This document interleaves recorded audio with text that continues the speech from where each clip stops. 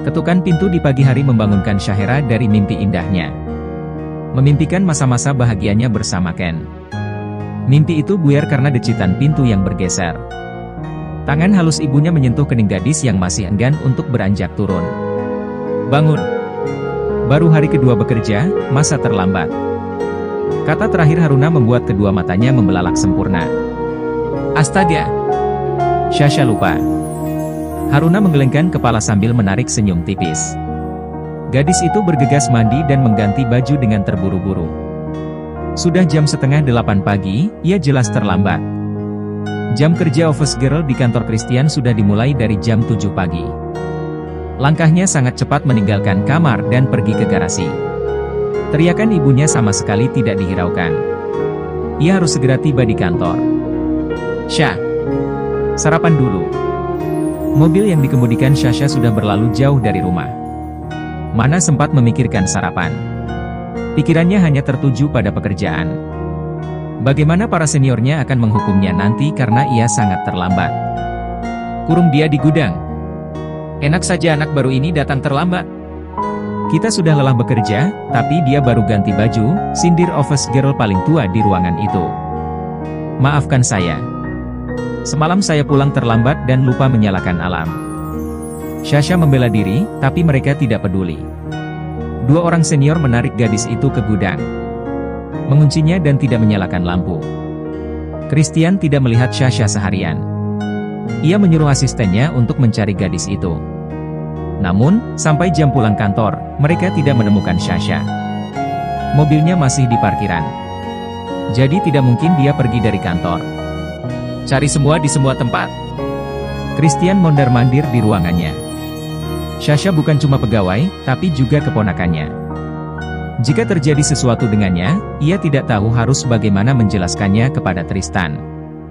Randy ikut mencari Sasha. Heran melihat gudang terkunci. Biasanya gudang itu selalu terbuka. Randy mendekatkan telinganya ke pintu gudang. Indera pendengarannya menangkap suara ketukan di pintu bagian dalam. Pemuda itu berlari secepat yang ia bisa. Melaporkan dugaannya kepada Christian dan membawa orang untuk membuka pintu gudang. Satpam, Christian, dan beberapa orang yang ditugaskan mencari Sasha ikut pergi ke gudang. Satpam yang memegang kunci cadangan itu segera membukanya. Di dalam gudang itu sangat gelap. Hal wajar karena sore mulai beranjak menjemput malam. Lampu yang mati membuat suasana semakin gelap. Christian mencari saklar dan menyalakan lampu. Semua orang tercengang melihat Sasha sudah tergeletak lemah. Gadis itu belum makan apa-apa sejak bangun tidur, bahkan seteguk air juga tidak. Sasha mengalami dehidrasi karena itulah tubuhnya lemas. Randy langsung menggendong Syahera tanpa meminta izin kepada Christian terlebih dulu. Yang dipikirkan oleh Randy hanyalah bagaimana cara membawa Sasha ke rumah sakit secepatnya. "Ujang, siapkan mobil." "Baik, Pak." Ujang berlari ke parkiran menyalakan mesin mobil dan memarkirnya di depan pintu lobi. Ia membukakan pintu belakang untuk Randy yang menggendong Syahera. Christian duduk di samping Ujang, sedangkan Randy memangku tubuh lemas Sasha di jok belakang. Mobil memasuki halaman rumah sakit, berhenti di depan ruang UGD. Ujang membukakan pintu dan Randy menggendong Sasha ke dalam. Tubuhnya dibaringkan di atas brankar. Dengan cekatan, dokter dan perawat membawanya masuk ke ruang observasi. Randy dan Christian menanti dengan cemas. Beberapa saat kemudian, dokter keluar. "Bagaimana keadaan Sasha, dokter?" tanya Christian. "Tidak ada yang perlu dikhawatirkan. Pasien hanya lemas karena dehidrasi. Cukup diberikan infus, tidak perlu menjalani rawat inap," jawab dokter. "Syukurlah," gumam Randy. Christian melirik pemuda itu. Ia baru sadar kalau wajahnya sedikit mirip dengan Ken. Sepertinya pemuda ini menyukai Sasha. "Kau sini." "Iya, Pak." Randy menghampiri Christian. "Siapa namamu?" "Randy, Pak." "Kamu OB di kantor saya?" "Iya, Pak. Saya bekerja sambil kuliah, jadi selalu pulang lebih awal." "Tapi, Kepala OB sudah meminta izin dari Pak Presdir katanya," jawab Randy panjang lebar. Ia menjelaskan semuanya karena takut dipecat oleh bosnya. "Kau lumayan banyak bicara." Terima kasih sudah menolong keponakan saya, ucapnya dengan tulus. Syahera? Keponakan? Randy tidak menyangka kalau gadis itu keponakan pemilik perusahaan. Pantas saja, office girl bawa mobil mewah. Ternyata keponakan Pak Chris. Kalau begitu, saya permisi. Sasha juga sudah ditangani dokter, pamit Randy. Ah, aku lupa tidak membawa motor. Randy menunggu taksi, tapi selalu membawa penumpang. Begitu ada bus yang lewat, ia memilih naik bus daripada terlambat di pelajaran terakhir. Syahera duduk bersandar setelah dokter melepas infusan. Ia tersenyum saat melihat kedatangan pamannya. Gadis itu melirik ke belakang Christian, mencari sosok Randy yang sudah menggendongnya. Siapa yang menguncimu di gudang? Kali ini, Om sudah tidak bisa mentolerir. Mereka sudah keterlaluan, geram Christian. Baru 2 hari bekerja bersama mereka, Sasha sudah dikunci di gudang. Bagaimana kalau sebulan? Sasha yang salah Om. Tadi pagi, Sasha kesiangan. Mereka marah, karena sudah lelah bekerja, tapi Sasha baru datang, ucapnya menutupi perbuatan orang-orang yang menguncinya. Silakan kamu pilih. Mau kamu yang Om pecat atau mereka? Ayolah Om. Jangan dibesar-besarkan. Sasha tidak apa-apa. Sasha tidak mau dipecat. Om tidak boleh memecat mereka juga, jawab Sasha. Kalau begitu, jangan jadi office girl lagi. Jadi tidak ada yang keluar, pungkas Christian. Oke. Sasha nurut. Christian menyuruh Ujang pulang ke kantor dan membawa mobil Sasha ke rumah Tristan. Ia akan mengantar Syahera sendiri. Ada sesuatu yang ingin ia tanyakan kepada Syahera. Sebelum menyalakan mesin mobil, Christian mengajak Sasha bicara. Apa Randy kekasihmu? Hah? Bukan. Dia? Syahera baru tahu nama pemuda itu dari Christian karena menanyakan tentang pemuda itu. Dia, sepertinya menaruh perasaan padamu. Kelihatan sekali betapa cemasnya Randy saat melihat kamu tergeletak di gudang. Tidak ingin mempertimbangkannya menjadi kekasih? Tergantung takdir, jawab Sasha. Gadis itu terlihat tidak ingin membahas apa-apa tentang cinta. Ia masih belum benar-benar sembuh dari patah hati. Menerima cinta lain di hatinya, sepertinya tidak akan semudah itu. Christian menyalakan mesin mobil. Memacu kendaraan itu menuju rumah Tristan. Masalah karyawan yang berani mengganggu Syahera, ia akan mengurusnya besok. Syahera melindungi mereka agar Christian tidak memecatnya, tapi tidak berarti ia akan diam saja. Ia akan memberikan hukuman kepada mereka, agar kelak di kemudian hari tidak akan ada kasus serupa. Beruntung karena Sasha tidak memiliki fobia gelap dan tempat tertutup. Sanksi untuk karyawan yang membuat masalah di kantornya, biasanya langsung dipecat. Namun, kali ini Christian tidak bisa melakukannya karena permintaan Syahera. Ia tidak suka ada penindasan di kantornya. Tidak ada istilah pegawai senior dan junior. Ia selalu menerapkan kesetaraan kedudukan antara pegawai lama dan yang baru. Mereka berani menindas anak baru, tentu saja harus diberi sanksi. Terlebih lagi orang yang mereka tindas adalah keponakan kesayangannya. Ratu mendengar suara ribut-ribut di ruang tamu. Ia turun dari tempat tidur dengan susah payah. Mereka berkumpul di ruang tamu dan tidak ada yang bisa membantu Ratu. Saat ia berhasil sampai di pintu, semua orang memekik khawatir. Sang suami segera menghampiri Ratu dan membantu menopang tubuhnya yang terasa berat untuk bergerak. Ia meminta Raja membawanya ke samping Syahera. Kakak seharusnya diam saja di kamar. Kenapa ikut keluar? Tanya Sasha dengan nada memarahi. Kakak khawatir sama kamu. Bagaimana keadaanmu? Lebih baik jangan bekerja, fokus kuliah saja, ucapnya sambil menggeser posisi duduknya beberapa kali. Ia tidak merasa nyaman saat duduk, itulah kenapa ia selalu berbaring di kamar. Mama setuju dengan saran Ratu. Kamu tidak kekurangan biaya kuliah. Kenapa bersikeras ingin bekerja? Kalian sudah tahu alasannya. Jangan membuat Sasha harus mengatakannya kembali, tukas gadis itu sambil berlalu pergi meninggalkan ruang tamu dan masuk ke kamarnya. Hah, sudahlah. Aku akan memindahkan Sasha ke bagian lain. Sudah malam, kalian harus beristirahat, tapi aku juga harus pamit pulang. Hati-hati di jalan, Kak. Tristan mengantar Christian ke halaman. Setelah mobilnya tak terlihat lagi, Tristan menghela napas berat. Mereka mengerti kenapa Syahera tetap ingin bekerja. Tristan hanya berharap, luka hati Sasha bisa sembuh secepatnya.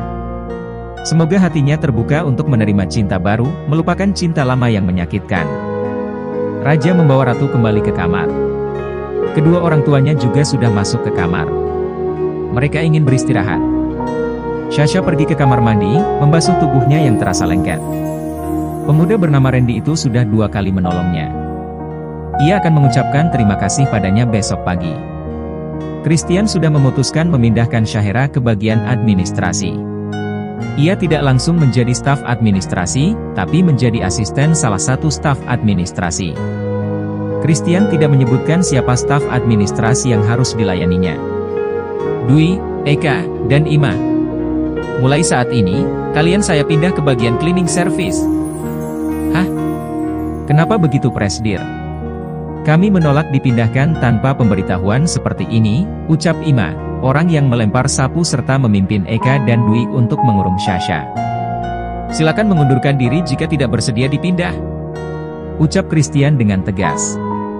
Tatapan kedua matanya menyiratkan kemarahan kepada mereka bertiga. Semua terdiam dengan ancaman Christian. Ia sudah memberi keringanan dengan tidak memecat mereka, tapi dengan tidak tahu malunya mereka melakukan protes. Christian melanjutkan ucapannya. Syahera dipindah ke bagian administrasi untuk menjadi asisten staf administrasi umum yang baru. Pak, Anda semakin tidak adil. Kenapa Sasha yang baru 2 hari bekerja dipindah ke bagian yang enak? Ima mulai meracuni pikiran para pegawai yang lain. Namun, mereka kalah jumlah. Di kantor itu, hampir sebagian besar adalah pegawai setia. Bubar dan pergi kerjakan tugas masing-masing. Ini semua peringatan pertama dan terakhir dariku. Christian merasa jengkel saat mereka bergosip membicarakan dirinya. Ia mengusap wajahnya dengan kasar. Mereka mengira Sasha adalah selingkuhan Christian. Jika tidak punya janji kepada Syahera, Christian pasti sudah memecat mereka dengan tidak hormat. Kau lihat, mereka masih belum menyesal dan menyebarkan gosip yang tidak-tidak. Terima kasih, Om. Biarkan saja gosip menyebar. Mereka tidak bisa menyentuhku lagi. Sasha menenangkan Christian yang sedang kesal kepada mereka bertiga. Randy mulai bekerja sebagai staf administrasi. Syahera menjadi asistennya. Mereka berada di satu ruangan. Terima kasih, ucap Syahera. Untuk apa? Pertolongan kamu. Terima kasih banyak, ulangnya. Syahera menaruh secangkir kopi di atas meja Randy. Terima kasih juga kopinya. Itu sudah tugas saya, Pak. Mereka saling melempar senyum. Dia sangat manis saat tersenyum. Apa yang membuat Sasha begitu dingin padaku saat baru bertemu? Randy membatin. Sikap Syahera padanya lambat laun berubah. Mereka menjadi akrab setelah dipindah satu bagian. Mereka ke kantin bersama, melakukan semua pekerjaan berdua. Ketiga office girl yang selalu menindas Sasha sudah tidak berani mencari masalah untuknya. Semua terasa damai. Begitu juga dengan gosip yang tidak-tidak tentang ia dan Christian juga sudah mereda. 2 bulan berlalu sejak mereka dipindah. Hari ini, Sasha tiba-tiba mendapat telepon yang memberitahukannya jika Ratu sudah di rumah sakit. Ren, aku pulang duluan ya, ucap Syahera dengan cemas. Ada apa, Syah? Kakak iparku. Dia akan segera melahirkan. Syahera menyambar tas di mejanya lalu pergi terburu-buru.